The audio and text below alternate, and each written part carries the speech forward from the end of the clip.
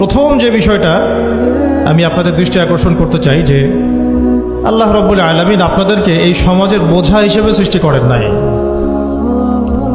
আল্লাহ রাব্বুল আলামিন আপনাদেরকে এই সমাজের বোঝা হিসেবে সৃষ্টি করেননি, বরং আল্লাহ রাব্বুল আলামিন আপনাদেরকে এই উম্মতের একটা গর্বিত অংশীদার হিসেবে সৃষ্টি করেছে।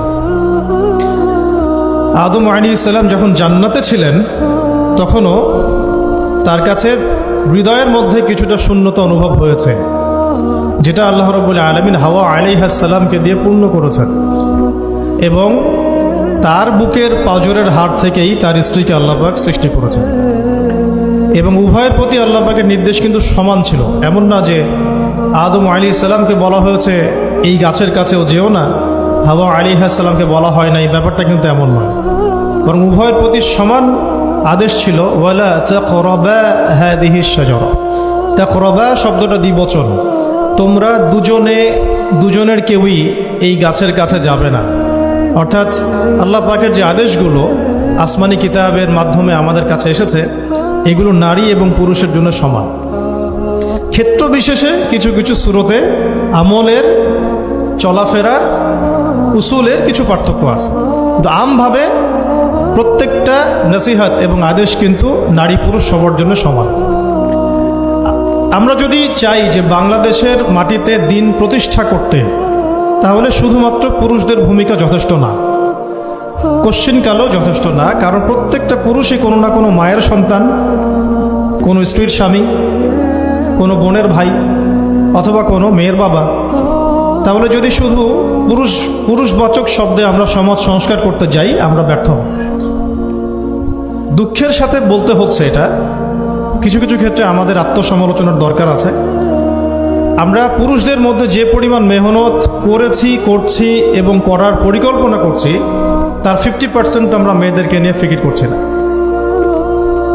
যে কোনো দিনই বোন যদি হেদায়েতপ্রাপ্ত হন আল্লাহর পক্ষ থেকে, তারপরে সে যে পড়াশোনা করবে, এই পড়াশোনা করার মতো উপযুক্ত প্রতিষ্ঠানও আমরা তাদেরকে দিতে পারি না। নিরাপত্তা, পর্দা এবং সহজলভ্যতা, যে সহজেই সে জ্ঞান শিখবে নিরাপত্তার সাথে, পর্দার সাথে, বাসার কাছাকাছি মাহরামদেরকে সাথে নিয়ে, এমন পরিবেশ কিন্তু হাজারে একটা মেয়েও পাচ্ছে বলে আমার মনে হয়। তো এই অবস্থা চলতে থাকলে আমরা ইসমাইল আলাইহিস সালামদেরকে জন্ম দিতে পারবো না। যদি প্রত্যেকটা পরিবারের কর্তা ইব্রাহিম না হন এবং মায়েরা হাজরা আলাইহিস সালাম এবং সারা আলাইহিস সালামের মতো না হন, তাহলে তো ইসমাইলি প্রজন্ম আমরা জন্ম দিতে পারবো না। সেক্ষেত্রে আমরা আল্লাহ পাকের জমিনে দিন প্রতিষ্ঠাও করতে পারবো। এখানে অনেক প্রান্তিকতা আমাদের মধ্যে আছে, আবার অনেক ছাড় না দেওয়ার মানসিকতা আমাদের মধ্যে আছে। পরিপূর্ণ ইসলাম পালন করতে হবে এবং আল্লাহ পাকের জমিনে তার দিনটাকে প্রতিষ্ঠার চেষ্টা করতে হবে। এছাড়া তো আমাদের কোনো কাজ নাই পৃথিবীতে আমাদের কাজটা কি আসলে?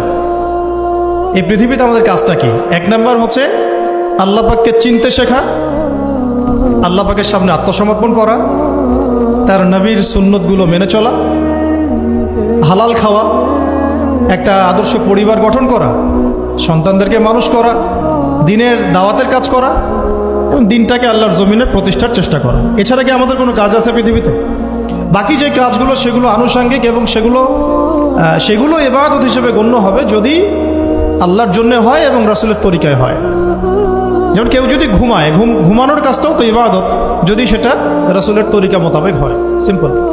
খাওয়া দাওয়া করা, আমরা আমাদের চাহিদায় খাই, কিন্তু এটাও ইবাদত হিসেবে গণ্য হবে যদি খাওয়ার সুন্নাতটা আমরা ঠিক মতো আদায় করতে পারি। তাহলে প্রতিটা কাজই সুন্নাত এবং ইবাদত হবে যদি আমরা সেটার তরিকা ঠিক রাখি। মূল কাজগুলো কি? মূল কাজগুলো হচ্ছে যে, আবার বলতেছি, মূল কাজগুলো হচ্ছে, এক, এই পৃথিবীতে আল্লাহকে চেনা, আল্লাহকে চিনতে শেখা। দুই, আল্লাহ রাব্বুল আলামিনের সামনে শর্তহীন আত্মসমর্পণ, শর্ত সাপেক্ষে না, একদম নিঃশর্ত আত্মসমর্পণ। তিন, আল্লাহ পাকের সমস্ত হুকুম আহকামগুলো মেনে চলা।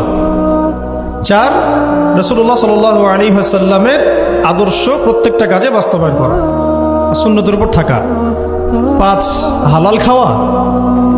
ছয়, আদর্শ পরিবার গড়ে তোলা। সাত, সন্তান প্রতিপালন। আট, সৎ কাজে আদেশ। নয়, অসৎ কাজে নিষেধ। 10, আল্লাহ পাকের এই জমিনের মধ্যে দিনটাকে প্রতিষ্ঠার চেষ্টা করা, যার যা সামর্থ্য আছে তাই দিয়ে। কেউ জান দিয়ে করবে, কেউ মাল দিয়ে করবে, কেউ কথা দিয়ে করবে, কেউ লিখনি দিয়ে করবে, কেউ প্রয়োজনে আল্লাহর পথে জিহাদ করবে, কেউ প্রয়োজনে শহীদ হবে। যার যেটা স্রোত সে সেভাবে করবে। এছাড়া কি দুনিয়াতে আমাদের কোনো কাজ আছে? এই কাজগুলোর মধ্যে এই কাজগুলোকে যদি আমরা বাস্তবায়ন করতে পারি তাহলে দুনিয়াতেও সফল হব ইনশাল্লাহ, পরকালেও জান্নাতে যাবো ইনশাল্লাহ। এই তো, এই কাজগুলো যদি আমরা বাস্তবায়ন করতে পারি দুনিয়াতেও সফল হব ইনশাআল্লাহ এবং পরকালেও জান্নাতে যাবো ইনশাআল্লাহ। এক্ষেত্রে এই গন্তব্য হাসিল করার জন্যে যে কাজটা সবার আগে দরকার, এতক্ষণ যেগুলো বললাম, এই গন্তব্যটা হাসিল করার জন্য সবার আগে যে কাজটা দরকার সেটা হচ্ছে শরিয়াতের একটা ন্যূনতম জ্ঞান অর্জন করা। শরিয়াতের ন্যূনতম একটা জ্ঞান অর্জন করা। শরিয়াতের ন্যূনতম জ্ঞান বলতে আমি কি মিন করছি, কি বোঝাচ্ছি? আমি বোঝাচ্ছি কমপক্ষে আপনাকে বিশুদ্ধ করে কোরআন তেলাওয়াত করা শিখতে হবে, 1 নাম্বার। এর সাথে আপনাকে আরবি ভাষা কিছুটা হলেও শিখতে হবে যাতে আপনি কোরআনটা বুঝতে পারেন। 3 নাম্বার হচ্ছে হাদিস শাস্ত্র পড়ার যোগ্যতা আপনাকে অর্জন করতে হবে, মানে হাদিস পড়াশোনা করতে হবে। 4 নাম্বার নবী সাল্লাল্লাহু আলাইহি ওয়াসাল্লামের পবিত্র সিরাত অর্থাৎ জীবনী, এটা আপনাকে পড়তে হবে। মনে থাকবে তো? লিখে নেন। 5 নাম্বার হচ্ছে, 1 নাম্বার কি বলেছিলাম? বিশুদ্ধ কোরআন তিলাওয়াত। তারপরে বলেছি আরবি ভাষা শিক্ষা করা। তারপরে বলেছি হাদিস পাঠ। তারপরে বলেছি সিরাত পাঠ। 5 নাম্বার হচ্ছে আকীদা বিশুদ্ধ করা। আকীদা বিশুদ্ধ করা। আকীদার অনেক কিতাব আছে এবং আকীদার আর অনেক দার্সও আছে, এটা নিয়ে আমরা পরে আলোচনা করব ইনশাআল্লাহ। 6 নাম্বার হচ্ছে আপনার ইসলামের ইতিহাস পড়াশোনা করতে হবে। ইসলামের ইতিহাসটা পড়াশোনা করতে হবে। 7 নাম্বার হচ্ছে ইসলামিক অর্থনীতি পড়াশোনা করতে হবে। ইসলামী অর্থনীতির জ্ঞান রাখতে হবে। 8 নাম্বার ইসলামিক পারিবারিক জীবন ব্যবস্থার জ্ঞান অর্জন করতে হবে। ইসলামিক পারিবারিক জীবন ব্যবস্থার জ্ঞান অর্জন করতে হবে। 9 নাম্বার সন্তান প্রতিপালন কিভাবে করতে হয়, ইসলামিক প্যারেন্টিংয়ের জ্ঞান অর্জন করতে হবে। 10 নাম্বার হচ্ছে যে ফিকহের জ্ঞান অর্জন করা। ফিকহ মানে হচ্ছে তুলনামূলক যে মাসলা মাসাইলগুলো না জানলে আমরা আমল করতে পারবো না, এই মাসলা মাসাইলগুলো জেনে নেওয়া, যেটাকে আমরা বলি যে ফরজে আইনের জ্ঞান। ফরজে আইনের জ্ঞান। তাহলে এখানেও 10টা পয়েন্ট বের হয়ে আসলো, তাই না? তাহলে আমার সাথে একটু রিপিট করেন। প্রথমে বলেছি ইলম অর্জনের ক্ষেত্রে আপনাকে কোরআনের আগে কোরআন দিয়ে শুরু করতে হবে। মানে কোরআন যিনি তেলাওয়াত করতে পারেন না তিনি হতভাগা। মুসলিম পরিবারে জন্মগ্রহণ করেও যিনি কোরআন তেলাওয়াত করতে পারেন না, আমি মনে করি না এই পৃথিবীতে তার চেয়ে হতভাগা কেউ আছে।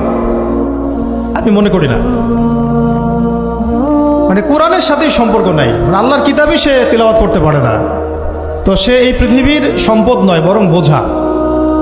আল্লাহ পাক আমাদের সবাইকে আল্লাহর কিতাব শেখার তৌফিক দান করুন। একটা 1 নাম্বার, এখান থেকে শুরু হবে পড়াশোনা। আগেই একটা আদনান ভাইয়ের বই নিয়ে নিলাম, আগে একটা অমুক স্কলারের বই নিয়ে নিলাম, আগে একটা তমুক স্কলারের বই নিয়ে নিলাম, এভাবে পড়াশোনা শুরু করতে হয় না।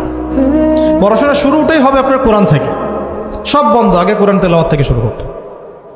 তারপরে আপনি আরবি ভাষায় আসবেন, হাদিস পড়বেন, সিরাত পড়বেন, ইতিহাস পড়বেন, অর্থনীতি পড়বেন, আস্তে আস্তে পড়বেন। এভাবে ফিকহের জ্ঞান, আকীদার জ্ঞান, সন্তান প্রতিপালন, ইসলামিক এই জীবন ব্যবস্থা বা পারিবারিক জীবন ব্যবস্থার জ্ঞানগুলো অর্জন করা। তো ইনশাআল্লাহ আমরা এই জ্ঞানগুলো অর্জনের চেষ্টা করবো তো ইনশাআল্লাহ। এখন কঠিন প্রশ্ন হচ্ছে, এখন আমি তো বললাম একটা তাত্ত্বিক কথা বললাম, এখন আপনিও জানেন আমিও জানি, এইটা আপনি এখন কিভাবে করবেন? কিভাবে করবেন? সম্ভব কিনা আপনার পক্ষে? কারণ এখানে অনেকেই, বেশিরভাগই হয়তো বা জেনারেল ব্যাকগ্রাউন্ডের মানুষ, যারা অনার্সে পড়েছেন, মাস্টার্স পড়েছেন বা এখন ফ্যামিলি লাইফে আছেন, কেউ কখনোই মাদ্রাসার দুয়ারেও যেতে পারেন না। এখন যদি আপনি এগুলো শুরু করতে চান তাহলে আপনার সামনে অপশন কি আসলে? আপনি কি আবার শুরু থেকে মাদ্রাসায় ভর্তি হতে পারবেন? উত্তর হচ্ছে না। তাহলে সেকেন্ড অপশন হচ্ছে মাদ্রাসা ভিত্তিক যদি শর্ট কোর্স চালু করা হয়, সেই শর্ট কোর্সগুলো আপনাকে করতে হবে, এছাড়া তো কোনো অপশন নাই। 3 নাম্বার আরও প্রশ্ন আসবে, এটা কি আপনি অফলাইনে সব জায়গায় মুভ করে করে করতে পারবেন? উত্তর হচ্ছে না। যদি আপনার অফলাইনে আপনার সামনে কোনো সুযোগ থাকে তাহলে তো ভালো, যে আপনার বাসার পাশে একটা মাদ্রাসা আছে বা আপনার এলাকাতে একটা সুন্দর মাদ্রাসা আছে, এটা থাকলে তো আলহামদুলিল্লাহ এবং ভালো, আমরা চাই সেটাই হোক। কিন্তু সবার ক্ষেত্রে এটা পসিবল হয়ে ওঠে না। এই কারণে অনলাইনের কোর্সগুলোর দিকেও একটু ফোকাস করতে পারেন, যাতে ঘরে বসে পর্দার সাথে আপনি কোর্সগুলো করতে পারেন। 4 নম্বর পয়েন্ট হচ্ছে, এই কোর্সগুলো করলেই আবার সব শেখা যায় না। কারণ অনলাইনের কোর্সগুলো তো আপেক্ষিক, এগুলো সব সামনাসামনি বসে তো পড়ানো হয় না, এই কারণে ইফেক্টটা আসে না। এই যে সামনে বসে লেকচার দিচ্ছে, এটার যে ইম্প্যাক্ট, এটা অনলাইন লেকচার